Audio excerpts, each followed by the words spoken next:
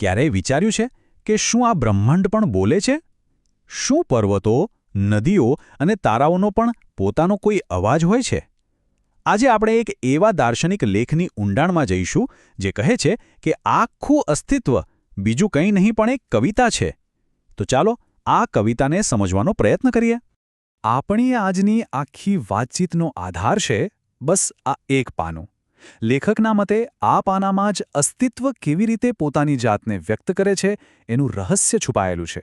ચાલો જોઈએ કે આમાં એવા તો કયા ગહન વિચારો છે. તો પછી આ જ સવાલ પર પાછા આવીએ. બ્રહ્માંડ એ પોતાની જાતને વ્યક્ત કેવી રીતે કરતું હશે?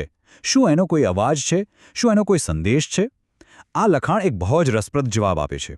હા, બ્રહ્માંડ ચોક્કસપણે વ્યક્ત થાય છે, પણ કદાચ આપણી કલ્પના કરતાં ઘણી અલગ રીતે. તો આ લેખ છે ને, એ આપણને ક્યાંક દૂર નથી લઈ જતો. એ કહે છે કે શરૂઆત આપણી આસપાસથી જ કરો. એ શાંત અને સહજ અભિવ્યક્તિઓ પર ધ્યાન આપો, જે હંમેશા આપણી સાથે જ હોય છે, પણ આપણે કદાચ એને જોતા નથી. શરૂઆત થાય છે પ્રકૃતિના અવાજોથી, જે મોટા ભાગે એકદમ શાંત અને સૂક્ષ્મ હોય છે. અહીં એક બહુ જ પાયાનો પણ ઊંડો વિચાર સામે આવે છે. આપણે સામાન્ય રીતે શું માનીએ કે જે જીવંત છે, જે બોલી શકે છે, બસ એ જ વ્યક્ત કરી શકે. પણ આ લખાણ કહે છે ના. પથ્થર, પર્વત, આકાશ, દરેક વસ્તુ પોતાની જાતને વ્યક્ત કરી રહી છે. દરેકનો પોતાનો એક મૌન લય છે, એક આગવી ઓળખ છે, જેને માત્ર અનુભવી શકાય છે. તો સવાલ એ થાય કે આ બધી અભિવ્યક્તિઓ એ દેખાય છે કેવી રીતે? સંભળાય છે કેવી રીતે? આને સમજાવવા માટે લેખક પ્રકૃતિમાંથી જ કેટલાક બહુ જ સુંદર ઉદાહરણો આપે છે. એમ સમજો કે આ એક બ્રહ્માંડીય સંગીતની આપણને ઝલક બતાવી રહ્યા છે. જુઓ, લેખક કેટલા સુંદર ઉદાહરણો આપે છે. એ કહે છે કે આકાશનું જે ગહન મૌન છે એ જ એની અભિવ્યક્તિ છે. ફૂલ કશું બોલતું નથી, પણ એની સુગંધ એનો સંદેશ છે. ઝરણાનું ખળખળ વહેવું એ એનું સંગીત છે. પૃથ્વી એ ઋતુઓ બદલીને પોતાની વાત કહે છે. અને વૃક્ષો એના પર વસંત બેસે અને પક્ષીઓ ગાય ત્યારે એ પોતાની જાતને પ્રગટ કરે છે. દરેક તત્વનો પોતાનો એક અનોખો આગવો અવાજ છે.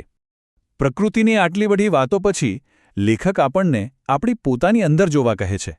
એ પૂછે છે કે જેમ ફૂલને સુગંધ ફેલાવવા માટે કોઈની પરવાનગીની જરૂર નથી પડતી, એ તો એનો સ્વભાવ છે, એમ જ આપણી સાચી અભિવ્યક્તિ પણ આપણા સહજ સ્વભાવમાંથી જ આવે છે. આપણો સાચો લય ક્યાંય બહાર નથી, એ આપણી અંદર જ છે, આપણી સ્વસ્થતામાં. હવે આપણે આ લખાણના સૌથી રસપ્રદ અને કદાચ સૌથી અનોખા વિચાર પર આવી રહ્યા છીએ. અહીં એક એવો વિચાર રજૂ થયો છે જે અવ્યવસ્થિત કે અંધાધૂંધી જેવી લાગતી બાબતોમાં પણ એક અદ્ભુત સંવાદિતા જુએ છે. આ વિચારને સમજવા માટે લેખક આપણને એક અનુભવમાં લઈ જાય છે. જરા કલ્પના કરો, પરોઢનો સમય છે અને સેંકડો પક્ષીઓ એક સાથે ગાઈ રહ્યા છે. દરેક પક્ષી પોતાનું અલગ ગીત ગાય છે. કોઈ મ્યુઝિક ડાયરેક્ટર નથી, કોઈ નિયમો નથી, દરેક સ્વતંત્ર છે. છતાંય બધા અવાજો મળીને એક કેવું અદ્ભુત સંગીત રચે છે. અને આ જ અદ્ભુત ઘટનાને લેખક એક નામ આપે છે: કાવ્યાત્મક અરાજકતા.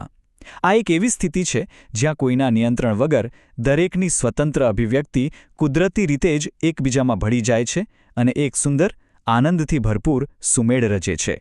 અને આનો મતલબ શું થયો? મતલબ કે સાચી સંવાદિતા કોઈના પ્લાનિંગથી કે નિયમોથી નથી આવતી. એ તો અસ્તિત્વની એકદમ સહેજ અવસ્થા છે. આ ખરેખર એક ક્રાંતિકારી વિચાર છે, ખરું ને? કે સૌથી સુંદર સંવાદિતા કોઈપણ પ્રકારના નિયંત્રણ વગર આ કહેવાતી અરાજકતામાંથી જ પેદા થઈ શકે છે. તો આ બધી ચર્ચા પછી આપણે હવે એના નિષ્કર્ષ તરફ આવી રહ્યા છીએ. શરૂઆતમાં જે પ્રશ્ન આપણે પૂછ્યો હતો એનો અંતિમ જવાબ હવે આપણી સામે આવશે. લખાણનો જે અંતિમ અને સૌથી શક્તિશાળી નિષ્કર્ષ છે તે એ છે કે આખું બ્રહ્માંડ, એમાં રહેલી દરેક નાની મોટી વસ્તુ એ પોતે જ એક અભિવ્યક્તિ છે. જાણે કોઈ મહાન કલાકારે પોતાની શ્રેષ્ઠ કૃતિ બનાવી હોય અને છેલ્લે એના પર પોતાની સહી કરી હોય. બસ આ સૃષ્ટિ એના સર્જનહારની સહી છે. પણ આ સહી દેખાય છે ક્યાં? એ પ્રગટ થાય છે જીવનમાં અને આનંદમાં. જીવંત હોવાનું જે ઉલ્લાસ છે, જે આનંદ છે, એ જ તો સર્જનહારની અભિવ્યક્તિ છે. આ પોતે જ અસ્તિત્વની એક ભવ્ય ઉજવણી છે. કેટલો આશાવાદી અને સુંદર વિચાર છે. અને બસ આ જ કારણે લેખક આકૃતિને એકદમ પરફેક્ટ શીર્ષક આપે છે.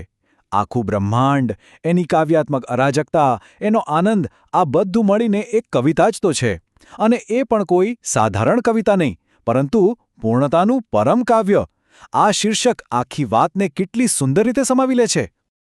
તો ચાલો આજના આ સફરને અંતે આપણે એક સવાલ સાથે અટકીએ.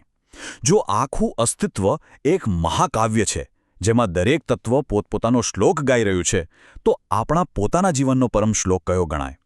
આ એક એવો પ્રશ્ન છે જે આપણને સૌને વિચારવા પર મજબૂર કરી દે છે.